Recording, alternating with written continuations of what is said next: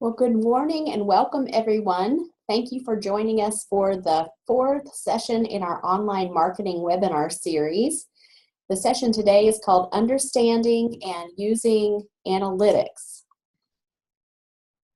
And we are grateful to have Brett Wolf with us once again from the Kentucky Center for Crop Diversification as today's instructor. We also greatly appreciate the support provided by the USDA National Institute of Food and Agriculture and the Southern Risk Management Education Center to make this series possible. To help us report the impact of this webinar to these agencies, I will ask you to complete a very brief online evaluation at the end of the session. The link to the evaluation was included in the email with the link to join the session, and I'll post it in the chat box for you toward the end of the session as well. Just a few housekeeping items. If participants would leave your microphones on mute and your video off during the session, that will help it stream better and record better for future viewing. And if you would locate the chat box and type your name and location into it, that will help me record attendance for our granting partners as well. And also, if you would use the chat box at any time during the session to submit a question to Brett, that would be really helpful. I am recording the session and I will post that recording online if you would like to review it or share it with somebody. That would be great. And Brett has been very gracious to share any slides with us as well, and we post those as well in case you want to take a look at some of the information he has on his slide presentation. If there are no questions at this time, I'll go ahead and turn it over to Brett, and I look forward to learning a lot during this session.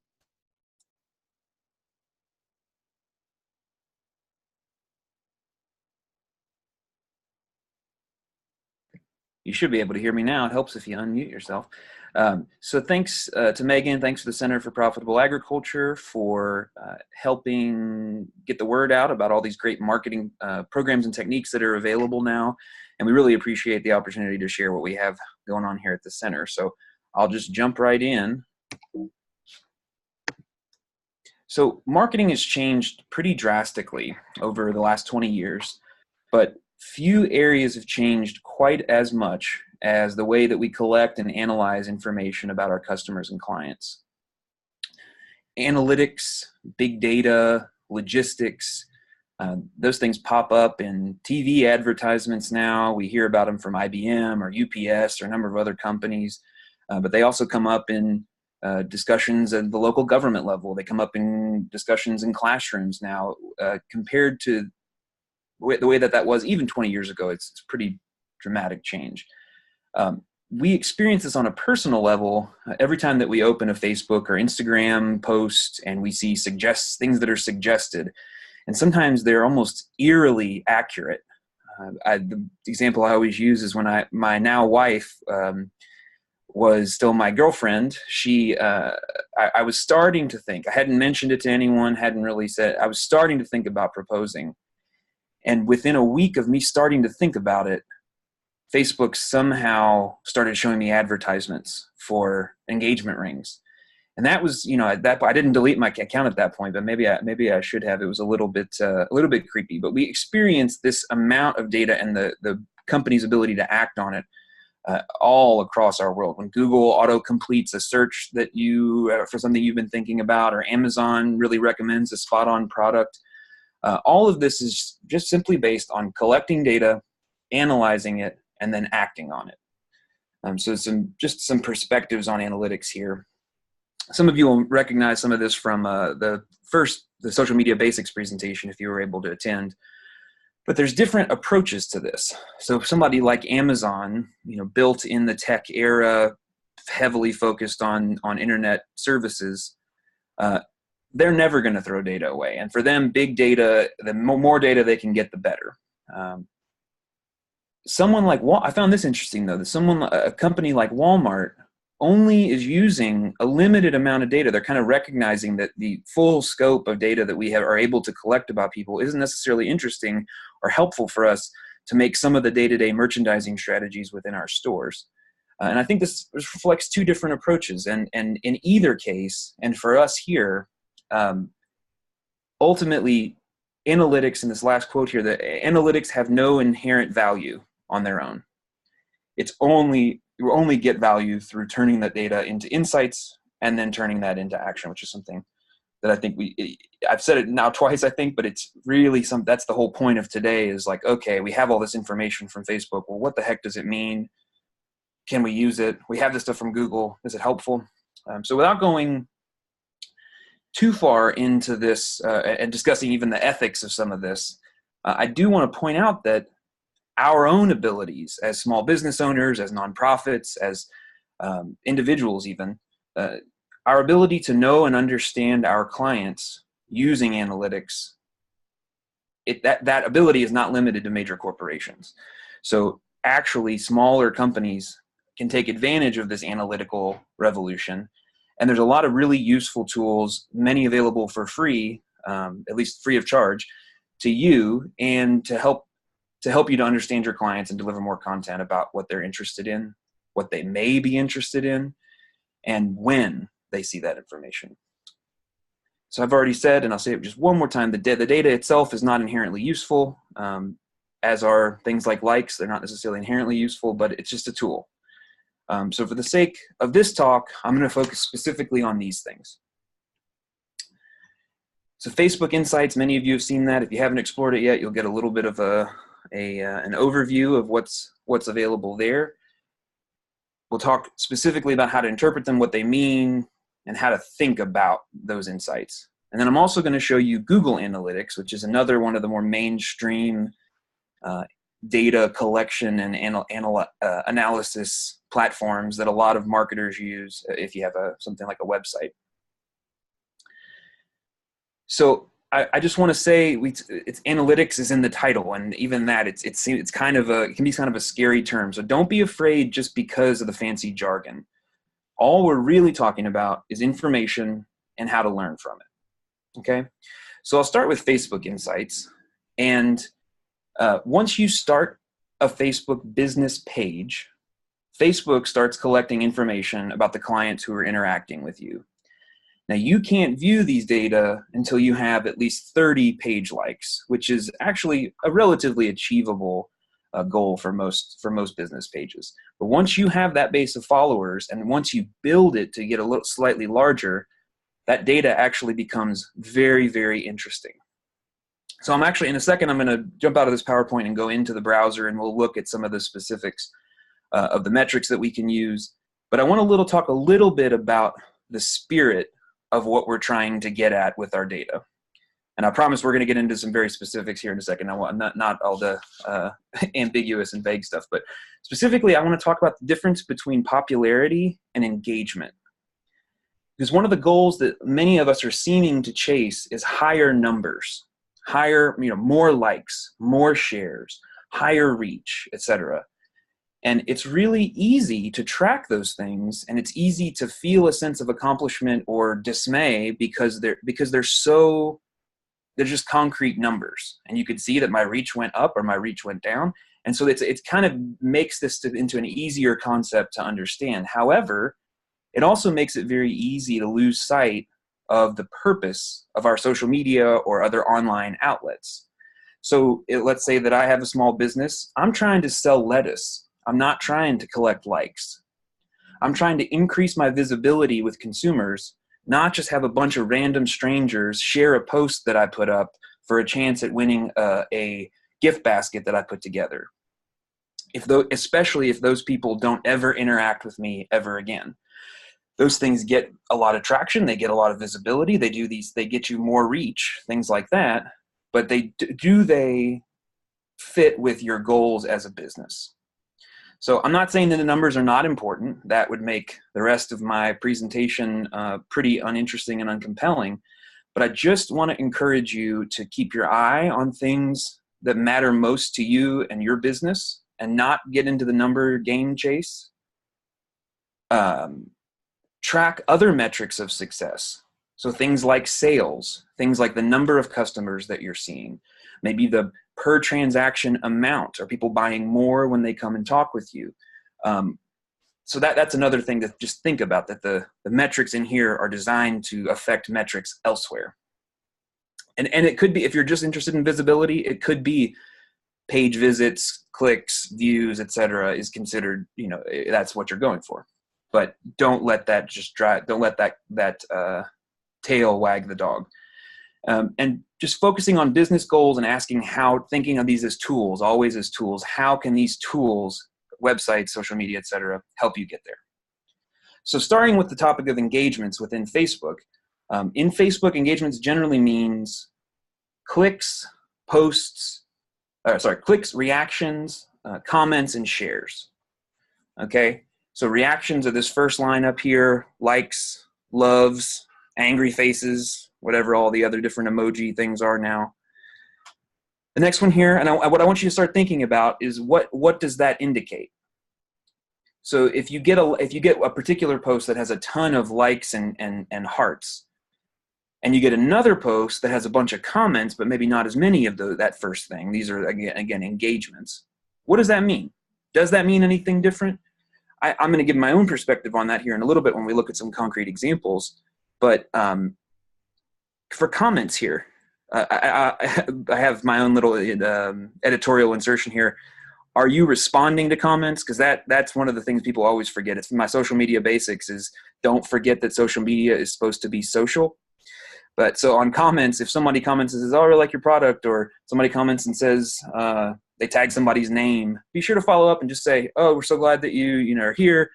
Let me know if I can help you with anything." Just that social element can be a big part of it. But so comments can give us an indication. This is, again, engagements. And then clicks and shares are also another type of engagement. And when you look at your analytics report on Facebook, the basic one is just going to show all these as lumped into generally one category of engagement. So to me, engagement's equivalent in the real world is some people talking to each other about your product, sitting around the dinner table or getting coffee together and saying, "Oh, I really like your new bag. Where'd you get that? Oh, I really like the bag. It's great." It's that type of engagement with your product is the equivalent of engagements on Facebook. Another example, so something like a share, if I take your business's post and I share it out to my friends, it's kind of like the equivalent of a bumper sticker or a t-shirt with your logo on it. And in either of these cases, people have gone well above and beyond the act of just passively seeing your product or seeing your advertisement. So engagement is a sign that people are taking action, and in some way or another, their action is visible to their friends and family and other people that they interact with on social media. So just think about that. We're going to come back to this here in a little bit. So a few more of the Facebook insights. These are different from engagements. So these are listed separately. The one that everybody talks about, I think, is reach. Reach is by far the most, I think, it's usually the highest number. It's usually one that people get excited or disheartened about most just because it's the most visible. But just to basically understand it, reach is just the number of people who had any content from your page or about your page enter their screen. Okay, I have that billboard question mark. I'm going to come back to that as the analogy here. Impressions is, and this sounds very similar, but it's actually slightly different, the number of times any content, so the number of times, not the number of people, the number of times any content from your page or about your page entered any person's screen. So again, we'll come back to a little billboard analogy here. And then page views is, I think, maybe the most self-explanatory, but this is someone has gone to your specific business page and they have looked at that page. That's all that means. So in terms of this billboard real world equivalent, reach is something like how many people see your billboard at least once throughout the course of the time that it's up. Whereas impressions are how many times your billboard was seen by anybody. And so, like, for instance, if I go back and forth on the same way to work every day and there's a billboard up for 2 weeks, I'm going to see that twice a day, every day for 2 weeks. So impressions are, it's the number of times that anyone is seeing your post, even if people are seeing it repeated times. Whereas reach is just the number of people who at least once, but maybe more, saw your post. So if your impressions are slightly higher, it means that people are generally seeing your content multiple times. And if you know anything from learning to marketing to any other discipline, generally speaking, assuming there's not a negative association, the more people see your stuff, the better. So if anybody has questions, be sure to drop them in the chat box, and I'll rely on Megan to stop me and put the brakes on here. Okay, cool. So those are the main basic metrics from Facebook Analytics. So I think now I'm a big fan of showing rather than telling. So let's jump out and hop into our browser window, which my assistant has magically pulled up. That's me. I am my. Let's see here. So we're going to hop into the Center for Crop Diversification. This is our own Facebook page, and so I want to show you the real actual metrics. So if you haven't gone to Insights before, hop up here into Insights. Did a question just come in? I think I saw something pop up. Nope. Okay. So this is what you get when you navigate to your Facebook Insights page. And so there's these tiles here, and it's all laid out. It depending on who you are, it might be a little underwhelming or a little overwhelming. But I want to point out just a couple of specific places that I look, and then we'll take a look at some example posts and think about how these analytics, how I might use these analytics. So the first one here is the overview, and this is just the most basic stuff that you can see. And down here it shows you your recent posts. And you can see here we talked about reach. So remember, reach is the number of sets of eyeballs, the number of people that this content got out in front of. So 568. Compare that with my engagement, which here's post clicks is separated out, but this is reactions plus comments plus shares, as it tells you in the color coding up here. I realize this is basic. We're going to move past this here in a second. So the overview is helpful to get a snapshot of what's going on, but in my opinion, especially on Facebook, it's pretty simple to delve a little deeper. So the next tab that I'm going to click on here is posts. And I don't know why they put this particular piece of data in posts and not in people. Let me close this here. Made the mistake of posting a picture of my dog, and people really seem to be liking it. So this is under the posts tab. This tells, and if you were in the social media basics, you saw this. It's telling us when our clients are online. So in my case, when the people who are my fans are online. And so this just what this led to me doing in the past. I used to do every day, pretty much every day that I would post, I would schedule for between 8:30 and 9, and I would vary that. And we got pretty good traction. But the more over time, this little hump here has been increasing. It used to be that these were about equal, but I guess for some reason, we're starting to attract more night owls. And so I started doing a couple of posts a week here and a couple of posts a week, around 8:30 or 9 o'clock. And so that's a very simple way to use analytics from your Facebook to determine when you are posting. And if you don't know how to schedule posts, you can go to publishing tools or you can go on your main page, but we already did that in social media basics. So if you scroll down a little bit, this is the same thing that was on that main page, except we have more already preloaded and you can continue to load more. If you go and you want to click on, let's pick a good one here.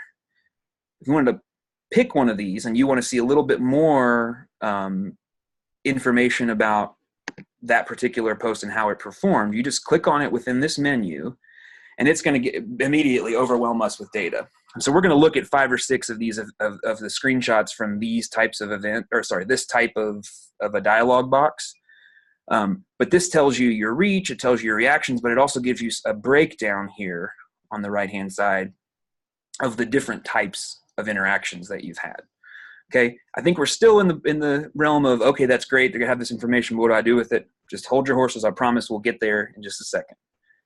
Okay, on this same page, so I scroll down, that's as far down below, but don't forget up here, you can click on these different post types. for instance, and this is going to tell me, give me a quick breakdown of how my posts did according to what type they were. And so one thing that's kind of interesting is the photo and the video. Obviously the photo outperforms everything, and the video is not that far behind in terms of reach, but in terms of people actually clicking on my video is actually outperforming my photo.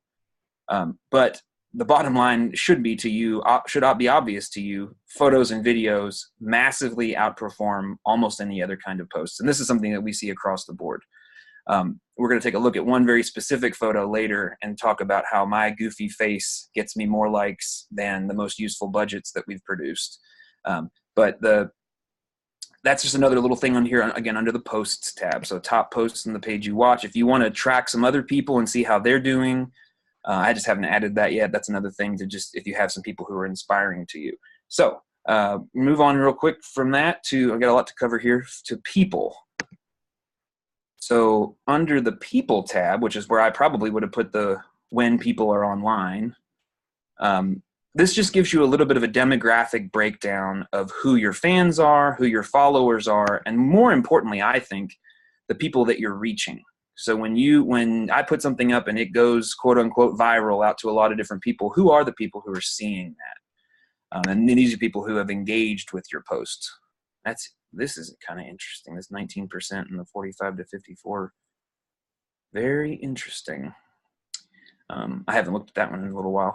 So anyway, this just tells you who your fans are. So for me, the takeaway or the question that I would ask is, okay, if I'm talking to people who are a lot of women between 25 and 45, really 25 and 55, but that's part of my range. And with men, it tends to be a little bit on the skewed younger side. If that's who my audience is, what is it that those people care about? And I think we can get a lot of different answers, and it's not always there's no perfect answer, but I mean, in general, I think people in this, I think people in this category here are probably at the point of maybe having a long-term relationship, maybe getting married, maybe having kids, maybe thinking about what they're feeding their kids. And so if I'm marketing a product to them, I might think about telling a little bit about myself and how I have a family, or how I care about the things that I feed to people that I care about, or something like that. If it's, but this just gives you some to start. Many times, I think, especially on the internet, we have this very either vague and or incorrect idea of who the people are that we're talking to. And this just helps us to really define that a little more clearly. So you notice I'm skipping over a lot of different things here because there's some redundancy, and I think that these are some of the most helpful. The one that they've added, it's been a little while ago, I guess, but they've added this local tab, which doesn't really apply to me as well because I don't have a stand that I sell stuff out of. I have a educational program that I offer out into the community, like across the state. But this is telling me, so we're going to skip down here. This is telling me how many people have been nearby. So a lot of people are passing by my place of business around middle of the day. It makes sense. I'm by a busy road. People are coming up and down, going to lunch or going somewhere else. Who are the people who are coming near where I am? So this, if you have a farm stand, or if you have a farmer's market, or you have a particular brick and mortar store, this is telling you the types of people either in their vehicles or walking that are coming and passing near where you are. So you can also see the gender breakdown. Are most of the people who are traveling by local people, or are they from somewhere else? And then the age and gender combined. So this is a tab where it just gives you a sense of who your in-person clients are, assuming that your business location address is correct up in your settings. But so this local tab is one that I would really think about exploring if you are trying to market a product in person. So if your social media, the goal of your social media is to attract more people to come visit your store, or come visit your market, or whatever, these are the people who are already there physically. Okay, so that's just a little overview of some of the analytical tools that are available here. I think for most people, especially when you're starting out, the posts page is going to be one of the most helpful, because it allows you to reflect a little bit on the different posts that you've put up and how they've been reacted to.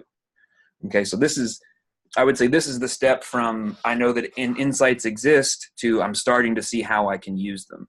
And so I have back in the PowerPoint, I'm going to pull it back up. I've pulled out a couple of our posts that to me represent some very different achievements or very different approaches. And we can just kind of think a little bit about what each of those represents. So let's see here. Start it up. Yeah. So this first post is one that I've characterized in the bottom right-hand corner. You can see it has had moderate reach. Now, if this were a page that had just started, I might be really excited about 100 reach. If this were a page that, had a really established brand, I'd be pretty bummed about 726. I'd be looking for 3,500 or something. I don't know. But for us, this is kind of a moderate amount of reach per post and a moderate amount of engagement. And so I think, to me, that's pretty typical. And so I don't know if there's a whole lot that we can draw from this other than there was enough interest that compared to some of our other posts, we got more engagement, and that led to additional reach. I think you also have to think about what was the purpose of this post. So for me, the purpose of this post was to get information out about a workshop that one of our partners was putting on. And so as I'm looking, I'm not sure if my arrow shows up, but if it doesn't, in that far right column, I'm seeing how much of my engagement happened specifically on the shares that happened. So I had 5 shares, and of my 15 likes, 7 of those happened on shares. So what that means is, and I'll slow down a little bit, I get a little excited. So what that means is I was effective in compelling at least 5 people to say that this information is valuable and I'm going to share it out. And when they did that, their audience clearly thought that was valuable because they liked it or loved it. As compared to on my main page here, I had 8 or 9, however many overall likes, 8, I guess. And then, this is kind of a hybrid. So it's one that's designed to be shared out, but it's also one that I'm hoping people will interact with on my page. So compare that with one that has very, very similar amounts of engagement. So 25 in this case compared to 29, so not that different. And with that, I only got 422 people reached. So not half, but not far off from only half as many people reached. Well, how can we understand that? Well, I think if we look at the post itself, this is just me out there snapping some pictures, and this is the one I mentioned with my goofy face. Luckily, it cut most of it off to save you all whoops, hit the button, save you all the experience. But in this case, this was a post that people seemed to like. They seemed to respond well to it. But you can see if I go over into this on shares area here, this post wasn't shared that much. And it's because the content of the post really didn't inspire people to share it. And that's fine, because all I'm doing is saying, hey, everybody, we're out here in the community having a good time. Give a shout out to the people who put this event on. We'll see you soon. And if you have an event, let us know, that kind of thing.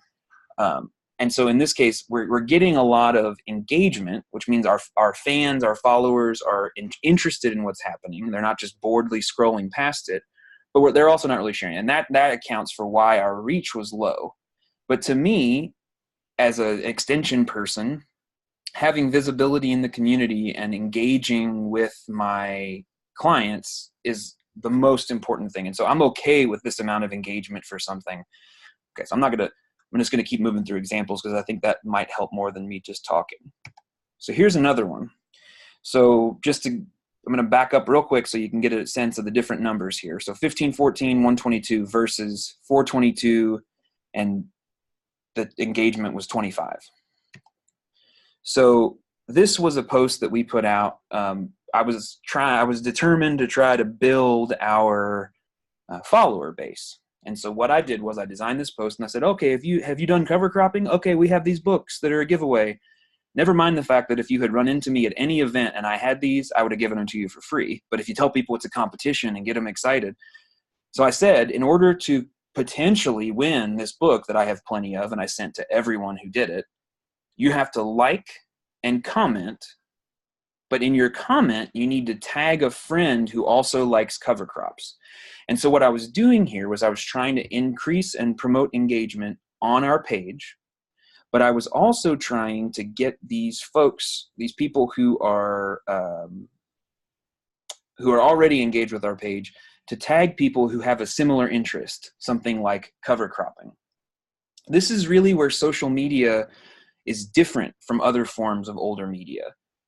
Specifically, it's very effective at encouraging normal people to market products that they consume to each other. And so in this case, I had a bunch of people like the post, and then they commented with feedback saying, "Oh, okay, you know, John Smith loves to cover crop," and then that person would also like and then also comment. And so in the course of I think about 2 weeks from when I posted this to when I guess it stopped, we gained 50 followers. That's a lot for us at this point in time. And I know many of you may have social media presences bigger than that or smaller than that, and it's a relative amount. But for us, that's a pretty massive gain in just a week and a half, 2 weeks. But you can see, even with all of that being said, my reach is not really huge because I didn't ask people to share it. There were a couple of shares, but in general, I didn't get a ton of my traction from shares. I got my traction directly on my page, which in the case of this post specifically was what I was after. Now, if I were trying to get more people to know about this, I would have made people share. But this was just something we tried. It was very successful for what we were trying to do. And looking at this information, I don't know if getting in front of a whole bunch more people would have been that much more helpful compared to someone that, again, the social media difference being someone that you trust has tagged your name on a post for a page that you've never heard of and said you might be interested in this. That is the seal of approval. That's the whole advantage of social media. Okay, so in this case, we had moderate reach and we had really high engagement, but that it achieved what we were going for. Now, this isn't the exact one, but I have shared this exact thing, not this exact one, similar ones to this with these very basic planting date guidelines, probably 5 or 6 times in the course of since I've worked here on our social media page. And every time for us, for our level, it goes quote unquote viral. So one time we had a reach of 25,000 or something like that. So 25,000 people saw this post. And so this was an example of very high reach and very high engagement, again, relative for us. So what's the message here, or why do we think we see that? So one would be people are really hungry for basic information for gardening and growing horticultural crops. People are really interested in the basic information. I could post a very complicated enterprise budget and nobody would care. But I post a very simple thing that's approachable to a lot of different people, and boom, it explodes. Every time it explodes. Sometimes if I'm just having a bad day, I'll just go and find something like this and post it and get the affirmation of all these likes and reaches and everything else. So another thing, I think people feel compelled to share this because I always post it. You can see August 7th there. I guarantee you a lot of gardeners, a lot of horticultural operations, et cetera, are having conversations about when they would like to plant for fall. And that happens a lot in late July, early August. People think, is it too early to start planting this stuff? And it's like, actually, no, you're getting a little late. And so this sparks it reminds people of these conversations that they've had, and they'll tag each other, or you can see 123 times this post was shared. They're sharing it out to other members of their community, of their online community. And of our 213 likes, 172 of those came from outside of the original post. So this had both attraction for sharing, and it had, still encouraging people to engage with the post itself. Now, the dark side, or the downside, or me being cynical, is this our mission at the Center for Crop Diversification? On the one hand, yes, I think it is. I think sharing this kind of information is a very helpful thing. That's why I continue to do it. However, this is not really an educational experience. This is just a very brief reference material that's very popular. And so I mentioned jokingly, if I'm having a bad day, I'll post one of these. But for me, this is about as close as I ever get to chasing raw, straight numbers. Because I think that there's a lot of things that people need to think about in terms of irrigation, in terms of marketing, and everything across the board in terms of planning stuff that they will not care about. And I can't make them care about it, or I struggle to make them care about it as much as they care about this very basic reference material. So it appeals to a wide audience, which is cool and great, and I'm glad. But do I get a ton of meaningful followers who are going to follow? This is the equivalent for me almost of giving the gift basket, that I have a bunch of people who show this interest in us for a very brief period of time, but ultimately they're not our long-term clientele. And so, again, I don't mind to do it. It helps with visibility. But to me, this post was I got 50 engaged new followers out of this post compared to this one, which got me a lot of visibility for a very brief period of time. Okay, anybody have questions about that? So as you're looking through your list there, and don't just go based on the bars, you have to think a little bit about what the purpose of the post is. Now, if I were in a business and I posted, come down to the store today where we have pork chops 30% off, and it got this kind of traction, I would be absolutely thrilled with that, because that's central to my message. If I just said, hey, here's a picture of me with one of our pigs, and people really liked it and got excited, I'd be like, oh, that's cool, and it enhanced my visibility, but I don't know if it's actually translating to, this post probably didn't translate to a whole bunch new downloads of our enterprise budgets. It probably didn't translate to a whole lot better market planning or other things like that. And so in that way, it's not necessarily central to our mission.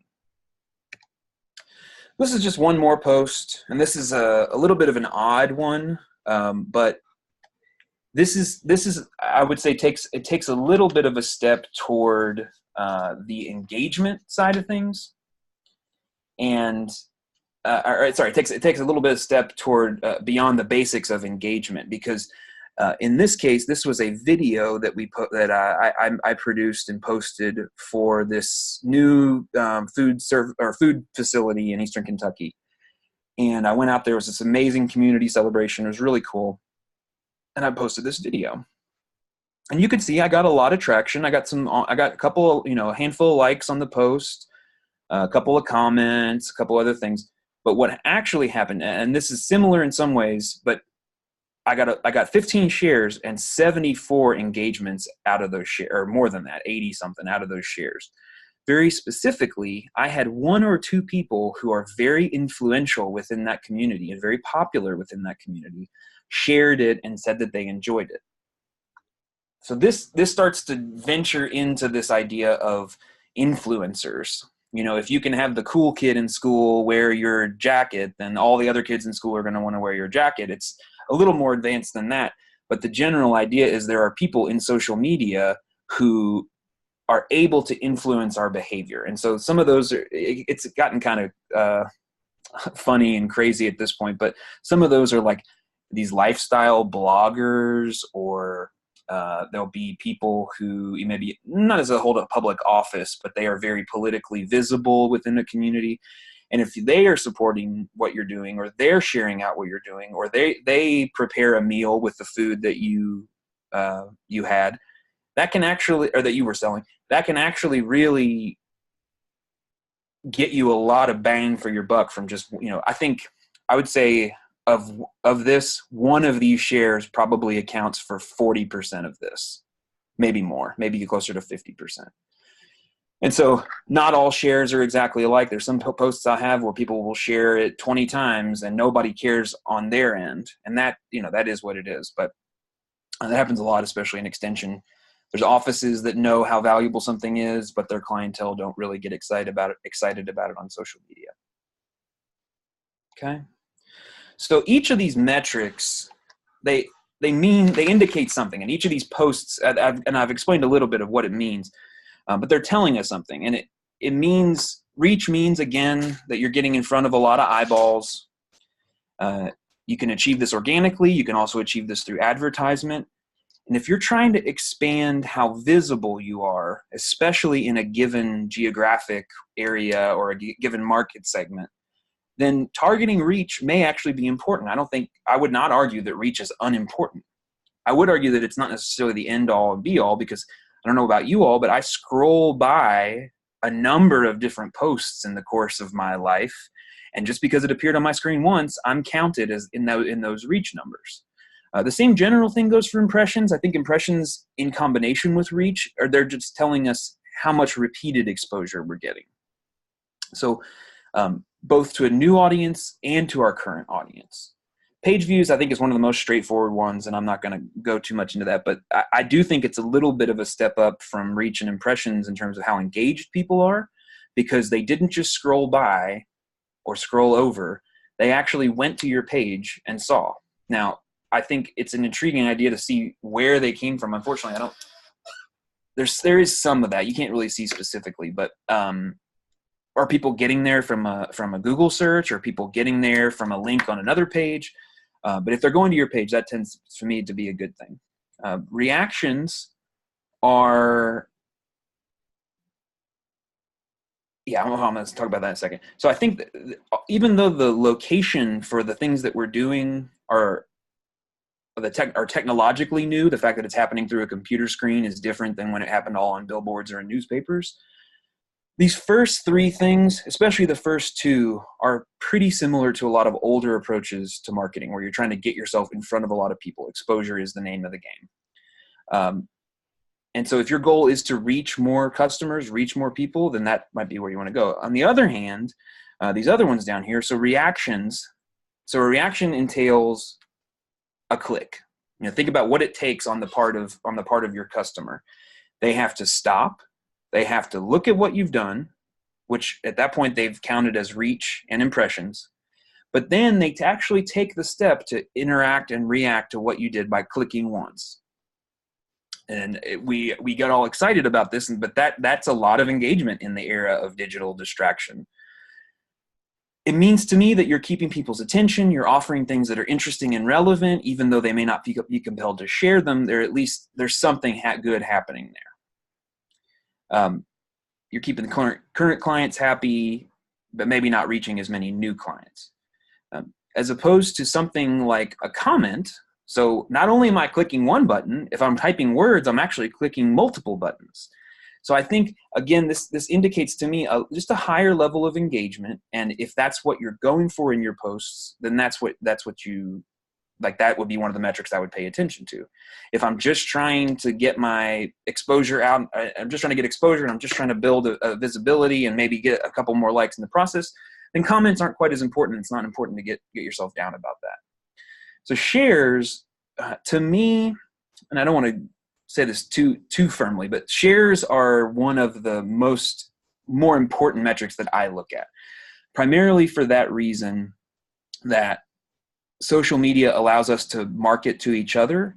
And so when someone does something, including a comment or a like, you've seen before, I assume, that when your friend likes something or your friend comments on something, you tend to see that they've done that. It's their endorsement. A share, they're even taking a further step, and they are putting their name on that post right above your name and sharing that information.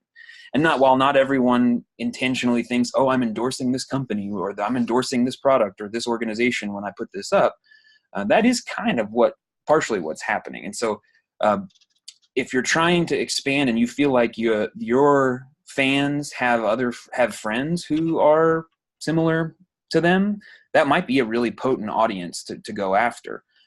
If your friend is the lone voice within their friend group, then the share is not going to get as much traction. I have these two asterisks here by comments. The comments note to specifically again say comments are one of those ways that we can directly interact with people, even if they don't live close to us, or even if we're not in the same physical location. So don't forget to respond to those comments. I can't tell you how many businesses I see. They'll have this long string of comments, people who are absolutely excited, stoked to come out and pick blueberries on their farm. And there's no responses. They haven't liked the comments. They haven't responded back. And I've gone back and just to check and see. And weeks later, there's still no engagement with that. And that's just, it's not terrible. I'm not indicting these people, but it is there is a missed opportunity there to indicate to your client, hey, you commented on this post. Well, guess what? I am a real person. This business is real. We care about you. Here's what we're about. So I think that I'll leave it there. So the next thing I want to talk about, do we have any questions about Facebook Analytics specifically?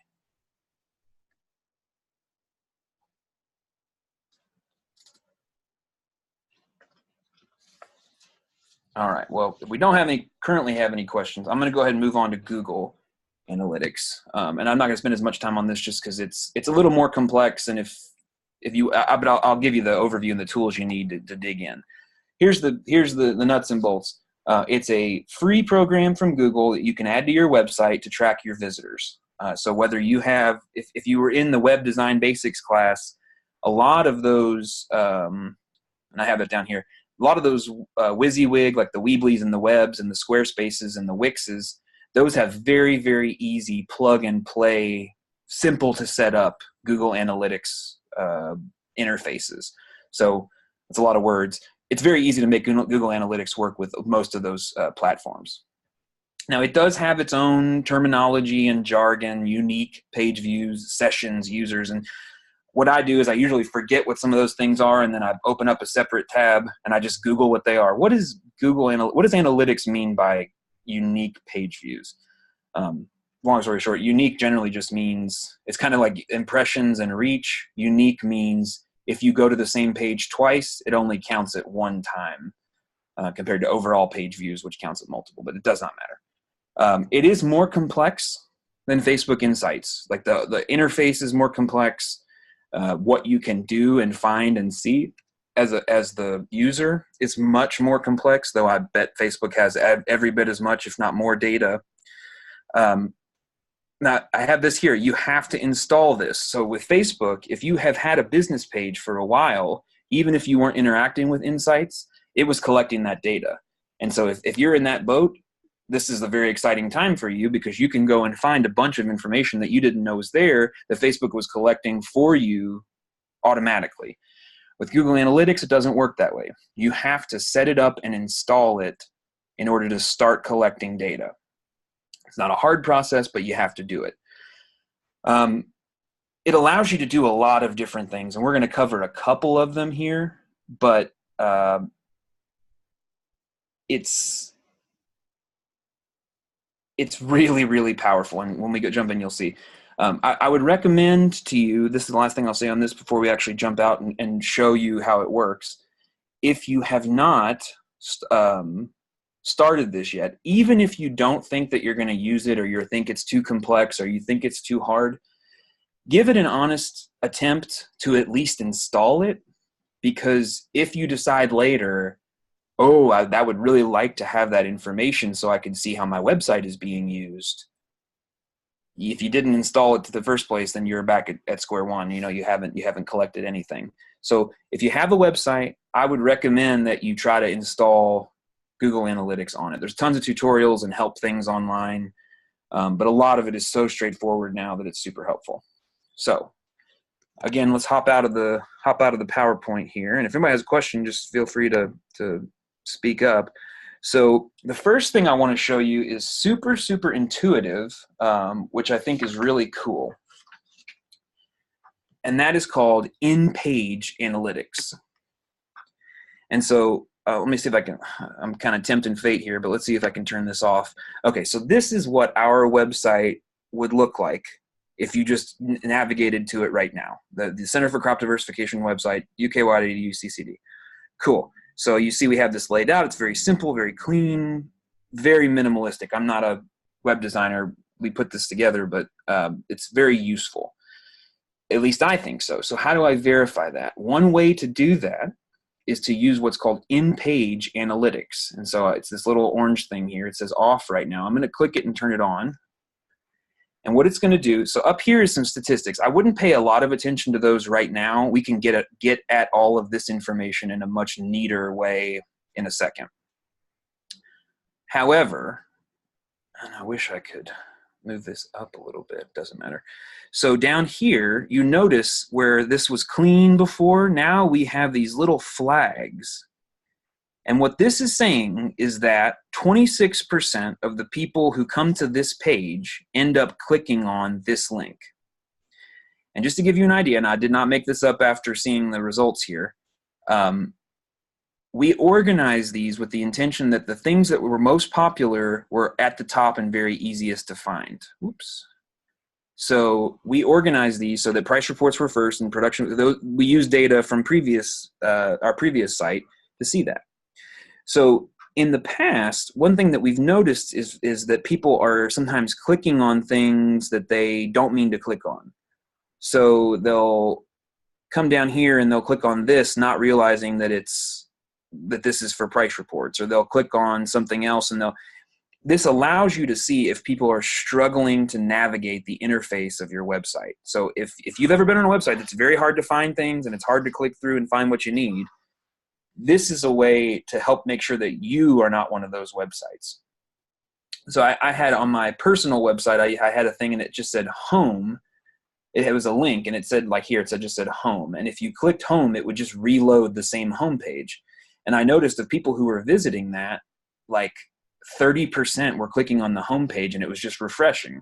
Not a big deal, but it does allow me to see that people are kind of struggling and it's kind of a frustrating and weird and amateur looking interface. So this in-page analytics, very, very straightforward. And if you go to a subpage, like if I go to price reports, for instance, it will show me once they get to the price report page, 36% of them are going to produce auctions compared to 24% are going to the farmer's market price reports. So this tells me a little bit of like, okay, how are people navigating to this? And what are they, are they at 11%, they get to the price report page and they realize, oh, I actually want to go back to the main page.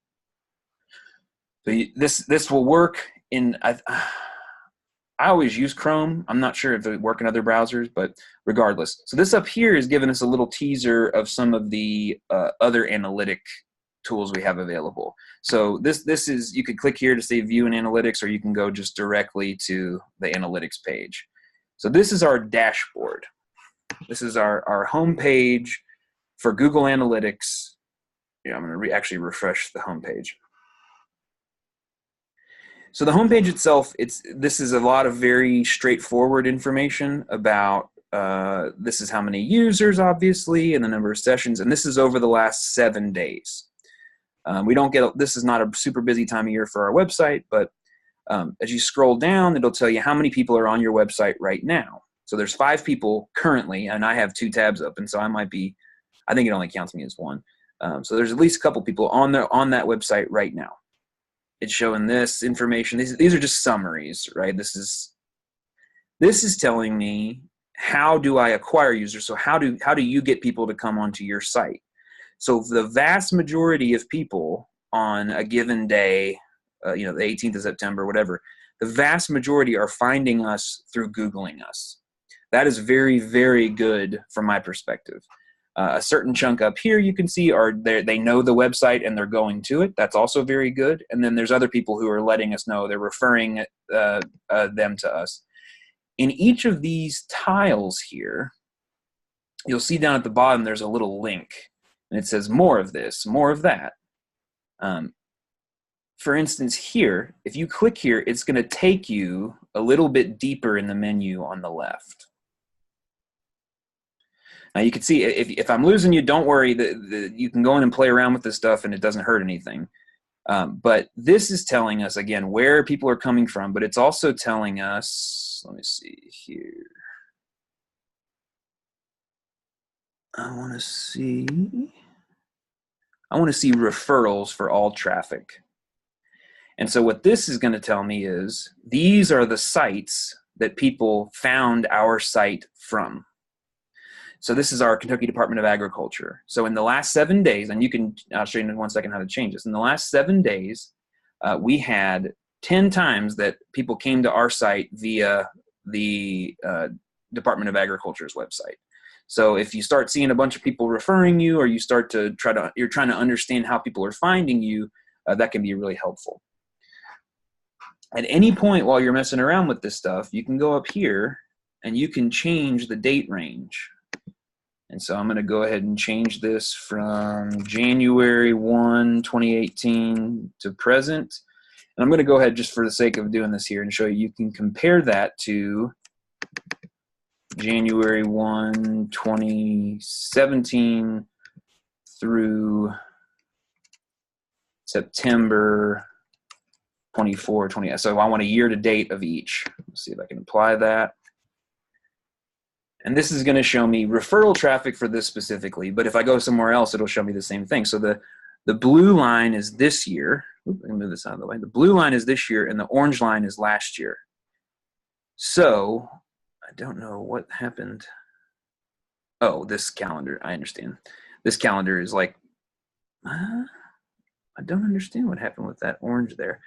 It doesn't matter. So the other thing, you can go on that main page. There's a couple other things that I would pay attention to. One of them is called Insights. So this is Google Analytics telling you, we think you'd find this interesting. And so that is when we posted a new thing to our production page, and surprise, surprise, there was a spike in page views, or our newsletter, or whatever it is. You can also ask it things if you want to do that directly. It's kind of like a Siri or OK Google or whatever it is. I'm going to keep going down and just show you a couple other things. So remember that curved thing we saw on the Facebook about when our users are online? Well, this is showing us the exact same thing in a different graphical format for our website. And so I'm going to change this really quick to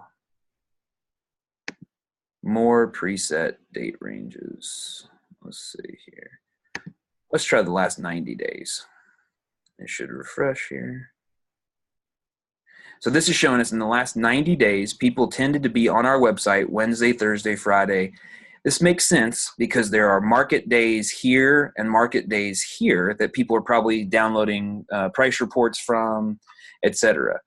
So you can see again when people are online. To me, if I don't get something posted by Thursday or Friday, I'm more likely to post something new the following Monday or Tuesday, because they're not going to see it probably on Saturday, and they're not going to see it probably on Sunday.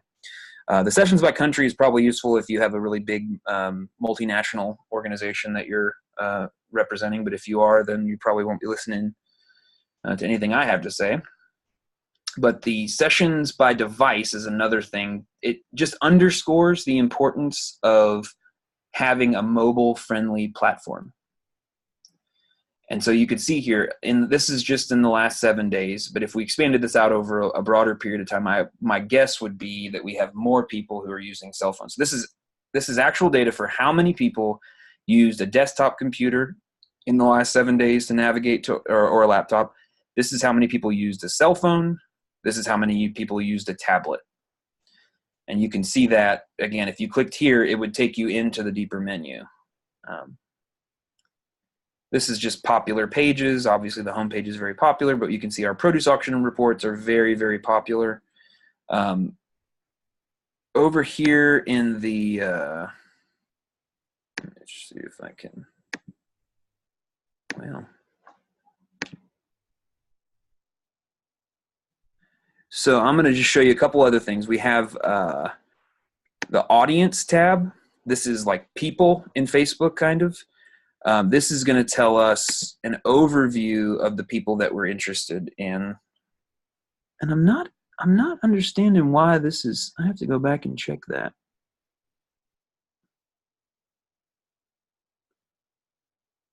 Oh, it's got our, that's really weird. It has our two graphs on different time scales.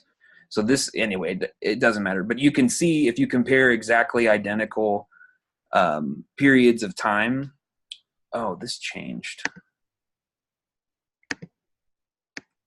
Sorry, everyone, dealing with my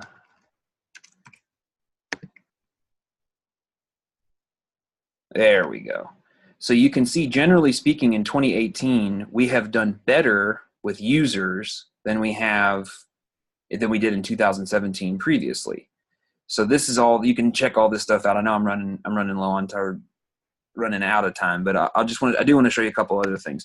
So I'm going to close the audience tab, go to behavior. This is going to show us what people are doing when they are there. So what you can see here is that in 2017, early in the year, we generally outcompeted how we did in 2018. And as you move closer over here, further over here, it's kind of neck and neck, and then it's, back and forth.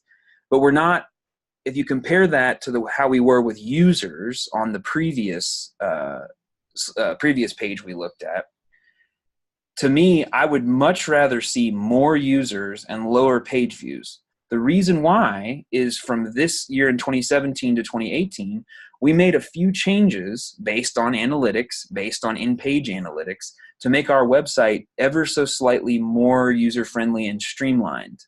And in the process, this is getting back to the heart and the spirit of why we're doing the analytics stuff in the first place. My interpretation is that in the past, we had people getting lost on the site, and they were looking for one particularly helpful piece of information, and they had to click through 4 or 5 pages to get to it. Now, this is a little bit of an exaggeration. But now that we've made it more user-friendly, they can come in and immediately go to the information that they're looking for. And in the process, they have more efficiently navigated, but they've also recorded fewer page views. And so if you are just chasing numbers, if you're just after page views and clicks and visits and et cetera, then you're going to miss all of that detail and all of that nuance. So a couple of people who don't have a real good understanding of analytics were, I think, a little bummed that we had a decrease in some of the page views, especially we didn't have this crazy increase like we did on audience. But that to me is an indicator of actually improved performance of the website and an improved reach in terms of the audience. So you can just one more thing on this page, and I'll hop back to the PowerPoint and get you all back out into the world. This is a way to dig down. This is again under behavior, site content, all pages. This is going to tell you about the behavior or the traction and visibility of individual individual pages within your site. And this is going to compare 18 to 17 year to date. And so what you can see here, like one way that I would use this, let me see if I can find an example. Okay, so for instance, up to this point this year, we have had considerably less people navigating to the Kentucky Farmers Market site. I don't know exactly why that is. I don't know. But what that tells me, and what I've been trying to do on our Facebook, for instance, is I've been trying to let people know, hey, the Kentucky Farmers Market prices are still there. Hey, just heads up, this is still here. We have seen. It's also possible. This is the thought experiment. In a couple of years past, we had some personnel and technological problems and delays maybe in getting the reports posted. And so people would come to the page and they would check 2 or 3 times before that thing got posted. So between here and here, we actually got better at posting the reports more quickly. Therefore, people returned to the site less frequently, and the overall page views are lower. So I do think that there probably is something to that. And I think that that's advanced. Advanced analytics would be the next step of comparing these unique page views. So anyway, I hope that you can see there is a ton of stuff that you can do within Google Analytics, and I may have bitten off more than I can chew to try to even cover it today. But if you're all you have to do is, if you have a Google account, if you don't have one, create one. If you do have one, just go and search for Google Analytics and sign up for an account, and it'll take you to your account here, and you can add. So this is for my personal website, this is our old website, and this is the new website. And you can there's ways to walk you through this really easily. It's not crazy. This one was hard because it's a university site, but on my my personal pages, it was incredibly easy. So I would encourage you, even if you don't plan to use it immediately, if you have a website, make sure you have that analytics up and ready. Okay, let's go here and just wrap real quick. So just a couple of takeaways from this for me. Data is only valuable if it tells you how to try something better. And it's sometimes helpful because you'll have some data and you'll say, I'm going to try this. And then additional data tells you, wow, that really didn't work. But you at least know to stop. You don't keep doing the same thing for 5 years before you go out of business. Don't let the jargon intimidate you. It's just different words for the same thing. It's information about people, how they act, how they spend their time, etc. You can be as simple or as complex as you like. So with Facebook Insights, you can go in and just use that overview page, maybe take a look at a couple of the other ones and just leave it at that and think, okay, this is what I'm doing. Or you can go, if you have Google Analytics, you can go all the way and drill down to how long individual users are spending on your site and where they're going and where they're coming from, all this kind of information. The only way that you're going to learn how to do this stuff, the only way that I have learned how to do it is by interacting with the data, interacting with the programs. I think in a lot of the digital and online and other marketing types of classes, I deal with a wide range of age groups and experience levels. The key to doing this stuff is to not be afraid. Most things that we do on the computer, we can undo. Most things we do in these different platforms, we can undo. So don't be afraid to go in, take a look, play with it. And if you have questions, you can always email me. I'll turn it back over to Megan here, and she has a couple of outgoing messages. Sorry, everybody, for going over. Oh, that was great. Well worth the extra time to go over, Brett. Thank you so much. We hope that you will take what Brett has taught us here today and think about how you can apply it to your business or your organization, and take a few minutes to write down a couple of goals. We have some incredible data that shows just that by writing down goals, how much more successful that it will make you. And so that's one of my goals through this project is to get people to develop some goals for their online marketing. You'll switch to the next one for me? Yeah, my computer, there we go. That's okay. We are excited. We have information available for some workshops that we'll be offering in November and December. Registration is open for those. We will be spending all day looking at Facebook marketing, and this is for folks who are really beginners at this. In fact, if you don't even have an account, we'll ask you to come early and help you sign up for an account and get a business account started. If you have one started, then we'll ask you to come a little bit later, and we'll talk about making posts, scheduling posts, boosting posts, scheduling events, and looking at the insights and things as well. So we hope that you will sign up soon to join those. Space is limited since it is hands-on. We're only going to take about 15 folks at each of these workshops. And finally, we really appreciate you being with us here today and ask you to take just a minute. There's just a very brief online evaluation. The link is also in the chat box for you and in the email you received with the link to join us here today. We really would appreciate your input on today's session. And we hope that you'll join us next month when David Gates from UT Extension will be teaching about using Adobe Spark to market your business. It's a way to create some pretty easy videos with some free software that we can use in marketing online. So we hope you'll join us then. Thank you once again, Brett, and thanks everyone for joining us today. Let us know if we can be of help. Thanks, Megan. Thanks, everybody.